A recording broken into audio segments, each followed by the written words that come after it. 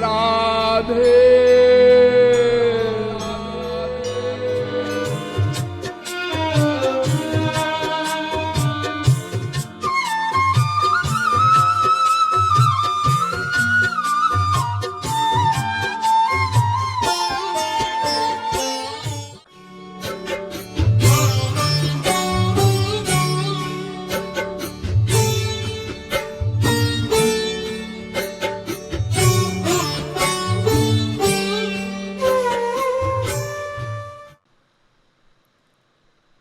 यशोदा मैया कभी भी श्री कृष्ण को भगवान नहीं मानती, अपना बेटा ही मानती है।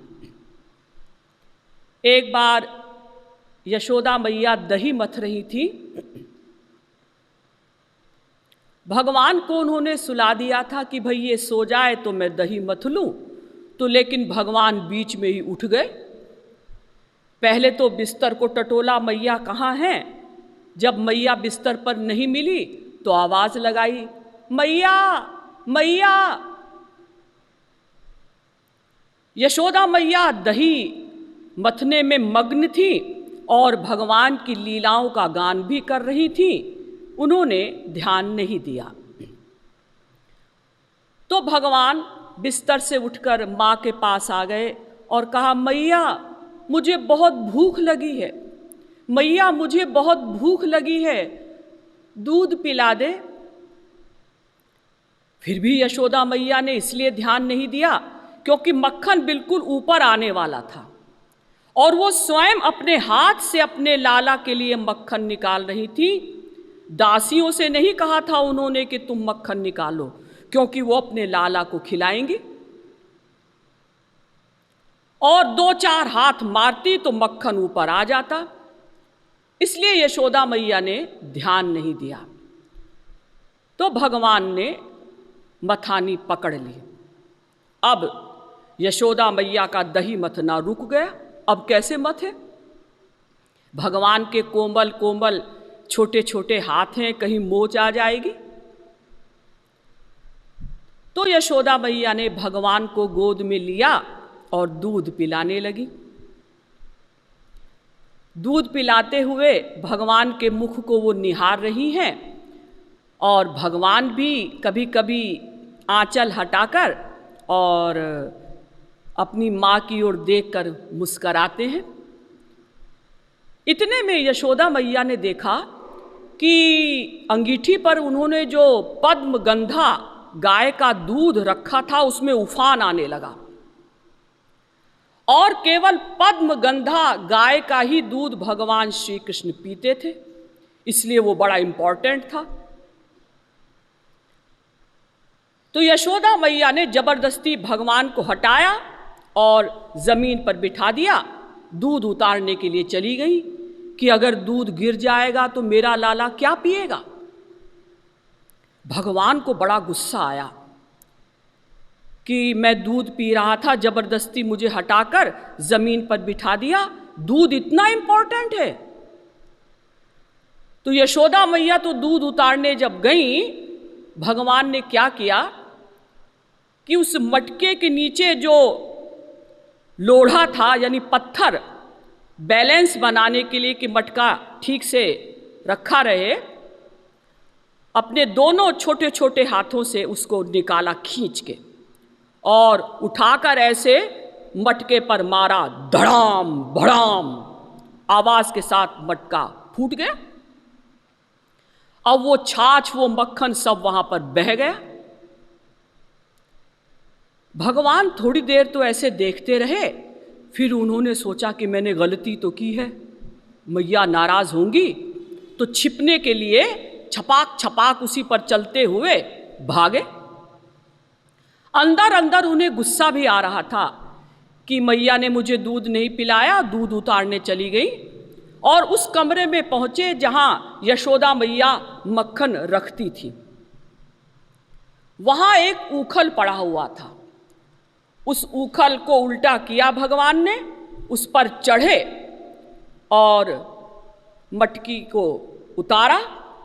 एक हाथ पर मटकी पकड़े हैं और दूसरे हाथ से बासी मक्खन को खा रहे हैं।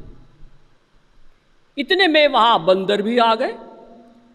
जहाँ भगवान रहते थे वहाँ ये पशु पक्षी भी आ जाते थे, वो भी उनके साथ लगे रहते थे। तो भगवान स्वयं भी मक्खन खा रहे हैं और लोंदा बना बना के बंदरों को भी खिला रहे हैं, वो बंदर भी ठाट से खा रहे हैं। यशोदा मैया जब आई लौटकर तो उन्होंने देखा मटका फूटा हुआ है, सब मट्ठा छाछ मक्खन गिर गया है। तो अंदर अंदर उन्हें हंसी आई कि हाँ ये गुस्सा हो गया है इसीलिए इसने ऐसा किया है, लेकिन इसको डांटना ज़रूरी है क्योंकि बच्चे में गंदी गंदी आदतें आ जाए ये ठीक नहीं है। क्योंकि यशोदा मैया श्री कृष्ण को भगवान नहीं मानती थी, उनके ऐश्वर्य का चिंतन नहीं करती थी, वो तो उन्हें अपना बेटा ही मानती थी। इसीलिए सवेरे सवेरे जब भगवान गाय चराने जाते थे तो यशोदा मैया उनको बुलाकर कहती थी, देख लाला तू जंगल में गाय चराने जा रहा है, हो सकता है कि कभी कोई हिंसक जंतु आ जाए, कोई भयंकर जानवर तेरे सामने आ जाए, तो तू क्या करना, हिंसान वीक्ष्य पुरः पुराण पुरुषं नारायणं ध्यास्यसि। तो तू डरना नहीं। हाँ मैया मैं बिल्कुल नहीं डरूंगा, अगर कोई जानवर मेरे सामने आ गया तो मैं नारायण का ध्यान करूंगा।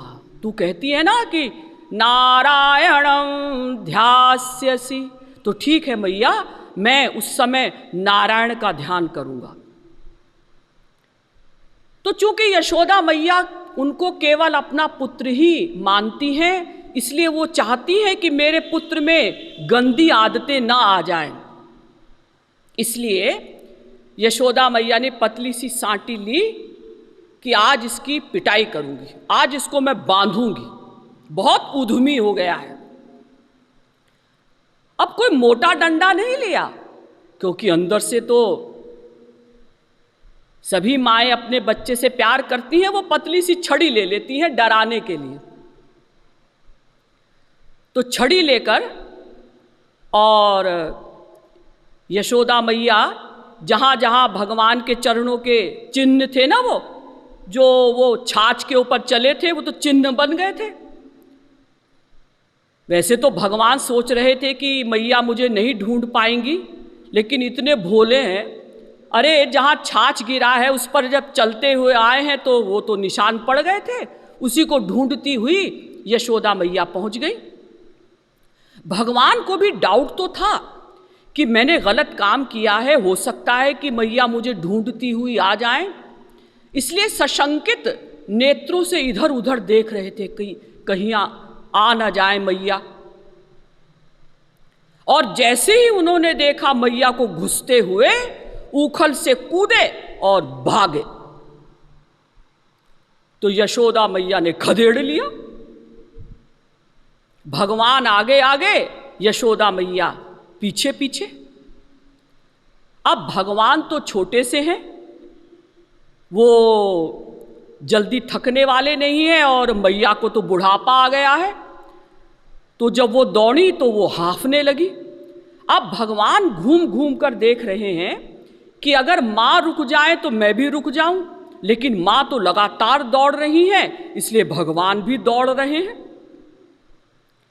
लेकिन जब भगवान ने देखा कि मैया हांफने लगी, थक गई, तो भगवान को दया आ गई और उन्होंने गिरने की एक्टिंग की, गिर गए। अब क्या है, यशोदा मैया ने पकड़ लिया और एक हाथ से भगवान को पकड़े हुए हैं, दूसरे हाथ में सांटी है। आज तेरी पिटाई करूंगी और इसी उखल से तुझे बांधूंगी। भगवान माँ को ऐसे डरे हुए देख रहे हैं, लेकिन यशोदा मैया के ऊपर कोई असर नहीं हो रहा है। आज तो मैं इसकी पिटाई अवश्य करूंगी। अब यशोदा मैया ने उनको बांधना शुरू किया रस्सी से, लेकिन जैसे वो रस्सी मंगाए, हर रस्सी 2 अंगुल छोटी पड़ जाए। सारी रस्सियां उन्होंने आसपास के घरों से भी मंगा ली, सबकी रस्सियां खत्म हो गई, लेकिन हर बार 2 अंगुल रस्सी छोटी हो जाए। गोपिको लूखले दामना बबंध प्राकृतम यथा। 10वें स्कंध के 9वें अध्याय का 14वां श्लोक। जैसे कोई अपने प्राकृत साधारण पुरुष को मां बांधती है, ऐसे ही यशोदा मैया उनको बांधने का प्रयत्न कर रही हैं, लेकिन हर रस्सी छोटी पड़ रही है। तो स्वमातुः स्विन्न गात्राया विस्रस्त कवरस्रजः दृष्ट्वा परिश्रमं कृष्णः कृपयासीत् स्वबंधने। भागवत के 10वें स्कंध के 9वें अध्याय का 18वां श्लोक। जब भगवान ने देखा कि मेरी मां पसीने से लथपथ हो गई, क्योंकि एक तो अभी इतनी दूर दौड़ी हैं, उसी से हाफ रही हैं, पसीना आ रहा है, और फिर जो रस्सी से वो बांधना चाहती हैं, हर रस्सी बांध बांध कर भी और फिर भी 2 अंगुल छोटी पड़ रही है, तो भगवान की कृपा शक्ति आ गई, भगवान को दया आई और कृपा शक्ति ने ऐश्वर्य शक्ति को भगा दिया। तो भगवान बंध गए। और एक कारण और था बंधने का। जिस समय यशोदा मैया भगवान को बांध रही थी और रस्सी छोटी पड़ रही थी बार बार, तो पूरे ब्रज में चर्चा हो गई कि आज यशोदा मैया ठाकुर जी को, कन्हैया को बांधना चाह रही हैं, लेकिन वो बंध ही नहीं रहे हैं। जितनी रस्सी बांधती है फिर 2 अंगुल छोटी रह जाती है। तो किशोरी जी भी आ गई थी, राधा जी भी।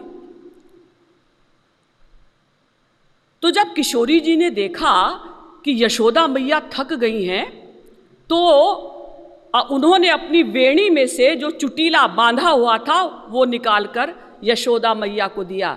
ले मैया, तू इसको बांध रस्सी में, तो ये बंध जाएंगे। अब रस्सी में जैसे ही किशोरी जी की वो जो वेणी की चुटीला बांधा, भगवान बंध गए, यानी राधा जी की वेणी के बंधन से बंध गए। 2 कारणों से भगवान बंधे। एक तो अपनी माँ के ऊपर उनको दया आई कि ये पसीना पसीना हो गई, दूसरा किशोरी जी की वेणी के कारण वो बंध गए। अब जब बंध गए तो अब यशोदा मैया मामूली ढंग से नहीं बांध रही है, कस कस के बांध रही है, पूरा ऊपर से नीचे तक ऐसे हाथ पेट पर लगा दिया है। और केवल हाथ ही नहीं बांधा है, अंग अंग बांध दिया है रस्सी से। क्यों? क्योंकि जो साधारण चोर होते हैं उनको पुलिस वाले केवल बस हाथ बांध देते हैं, हो गया। और जो डाकू होता है उसको ऊपर से नीचे तक बांधा जाता है। तो यशोदा मैया ने पूरा बांध दिया है कि अगर मैं हाथ खुला छोड़ दूंगी तो ये रस्सी खोल के फिर भाग जाएगा, तो इसे दंड कैसे मिलेगा। और भगवान भी कोई डकैत से कम तो है नहीं। आप लोग कहेंगे दीदी आप ऐसा भगवान को डकैत क्यों कह रही हैं? अरे जो पैदा होते ही अपने बाप को लेकर जेल से फरार हो जाए वो कोई चोर है? वो तो भयंकर डकैत है, डाकू है। तो यशोदा मैया ने कस कस के उनको बांध दिया। इसीलिए भागवत में लिखा है, नेमं विरिंचो न भवो न श्रीरप्यंग संशया प्रसादम लेभिरे गोपी यत्तत्प्राप विमुक्तिदात। भागवत के 10वें स्कंध के 9वें अध्याय का 20वां श्लोक। मुक्तिदाता भगवान ने अपनी माँ यशोदा को जो सौभाग्य प्रदान किया, वो सौभाग्य ब्रह्मा जी को भी नहीं मिला, शंकर जी को भी नहीं मिला, यहाँ तक कि उनके हृदय में सदा बैठी हुई हृदय संगिनी महालक्ष्मी जी को भी नहीं मिला।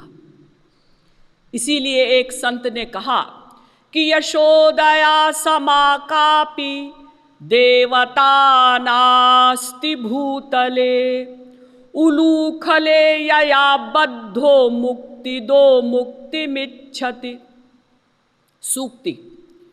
यशोदा के समान कौन भाग्यशाली होगा कि सारा संसार जिनसे मुक्ति की याचना करता है, वही भगवान ऊखल से बंधे हुए अपनी माँ से मुक्ति की याचना कर रहे हैं। माँ, ये बंधन खोल दे, मुझे मुक्त कर दे, मुझे छोड़ दे।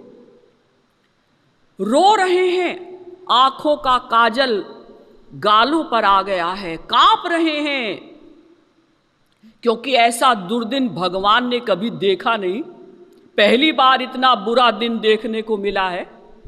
अरे भगवान के लोक में चाहे वैकुंठ हो, गोलोक हो, वहाँ तो महापुरुष सदा उनकी स्तुति करते रहते हैं, क्योंकि वहाँ सभी महापुरुष हैं। ये तो भगवान जब मृत्यु लोक में आते हैं तब उनकी इतनी दुर्दशा हो रही है कि केवल बांधा ही नहीं जा रहा है, बांधा ही नहीं गया है, बाकायदा डंडा दिखाई दे रहा है। बोल, अब शैतानी करेगा? और भगवान ऐसे डर रहे हैं जैसे वास्तव में कोई रिवॉल्वर लेकर खड़ा हो और बंदूक छूटने ही वाली हो। इसीलिए कुंती जी कहती हैं भगवान श्री कृष्ण की बुआ, गोप्याददे त्वयि कृतागसि दाम तावत् याते दशाश्रुकलिलाञ्जन संभ्रमाक्षं वक्त्रं निनीय भयभावनया स्थितस्य सा मे विमोहयति भीरपि यद्विभेति। भागवत के पहले स्कंद के 8वें अध्याय का 31वां श्लोक। कुंती जी कहती हैं कि हे श्री कृष्ण, मैं आपकी उस बाल रूपी, जब आप बालक थे, उस झांकी का जब चिंतन करती हूं तो मेरी बुद्धि खिन्न हो जाती है। कौन सी झांकी का? जिस समय यशोदा मैया ने आपको बांध दिया और पतली सी छड़ी हिलाकर वो पूछ रही थी, क्यों तूने मिट्टी खाई? उस समय आप रो रहे थे, आपने अपनी गर्दन नीची कर ली थी, आपकी आंखों का काजल गालों पर आ गया था, आप कांप रहे थे, पसीना पसीना हो रहे थे। तो ये झांकी देखकर सा मे विमोहयति भीरपि यद्विभेति, मेरी बुद्धि किंग कर्तव्य विमूढ़ हो गई, खिन्न हो गई। क्यों? क्योंकि भीरपि यद्विभेति, जिसके भय से यमराज भी कांपता है,